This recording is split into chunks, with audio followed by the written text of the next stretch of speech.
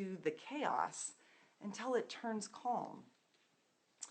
I would like to pause a little bit and take some of the questions that you all are contributing here in the comments, and it's great to see all of your names and your faces and see all of those contributions. So I'm going to take a question here from Carrie Nielsen, and she writes, how can I help address a first-year teacher who appears to have classroom management issues? I don't want to step on her toes when I am in there. And, you know, it's very similarly to the question that I just answered, I also would add this. Here's another way to think about this idea of kind of confessing what's going on. And it's the notion of having a beginner's mindset. I don't know if you've heard about beginner's mindset before, but beginner's mindset is the idea that we can't really teach somebody if we don't know what it feels like to struggle. And I remember having to learn this really acutely as a young teacher.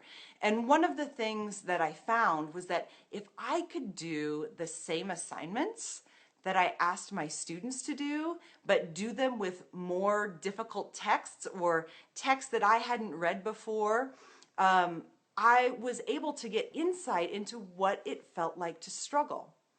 This is another reason why it's important to take care of yourself. This is another reason why it's important to live, right? Because our job as teachers is not just to be content experts. Our job is to open up our brains and let our learners see what it looks like to struggle. So the more that you can struggle in front of this first-year teacher, the more that you can talk about the difficulty you had yesterday with a student and how you would love her or his advice in helping you think about how to solve that problem, the more that teacher is going to connect with you.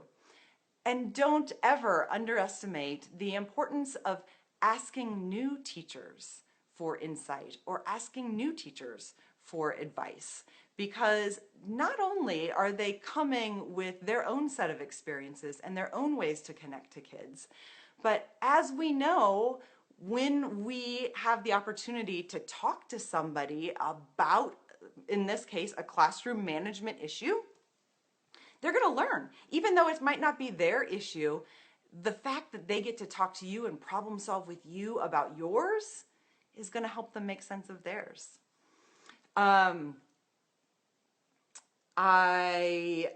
Okay, one more question that's coming from the group.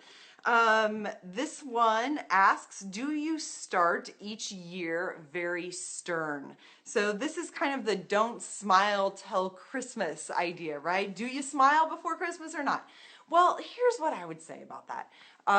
You have to be real, right? You have to be real in the classroom. So I think this idea of, you know, starting off really stern is really a lot more about creating very clear and honest boundaries, making sure that students understand there's a difference between the student and the teacher when it comes to the classroom, when it comes to management, and kind of like being a parent, you want there to be mutual respect. You want to enjoy each other, but these are not your best friends, right? Your best friends are going to come from outside of the classroom, and you're going to have this teacher-student relationship with them in a really valuable way. Another great question just popped up, so I'm definitely going to take it, and then we're going to go to my teaching journal. So here it is from Caitlin. She writes, what do you think the key components are for a successful lesson? What elements do you think are most important? I would say hands down, the most important component of a lesson is purpose.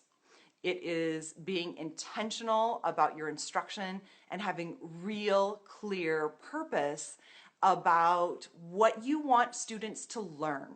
So for me, this comes down to the difference between the two questions I could ask myself every morning when I walk into school. And I've talked about this a lot, that I could ask myself the question, what are the kids going to do today? And when I do that, I'm actually thinking about myself. I'm worried about all the wrong things, right? I'm worried about, well, what if, do I have enough stuff for them to do? What if the principal walks in, right? What if somebody else walks in? Are they going to be doing the right things? The problem with that question is that it's about things and stuff, right?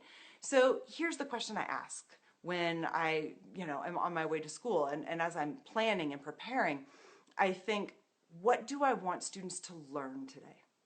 And when I ask that question, what do I want students to learn? There is this cognitive shift in my brain. There really is. I see student faces and I stop thinking about myself and I start thinking about their purposeful learning. So I think that's really important. And I actually don't think we should confuse purpose with objectives, because a lot of times objectives are about things. And I think purpose is more about skills and dispositions and those habits that we want to see them cultivate, that they can bring into their best autonomous selves.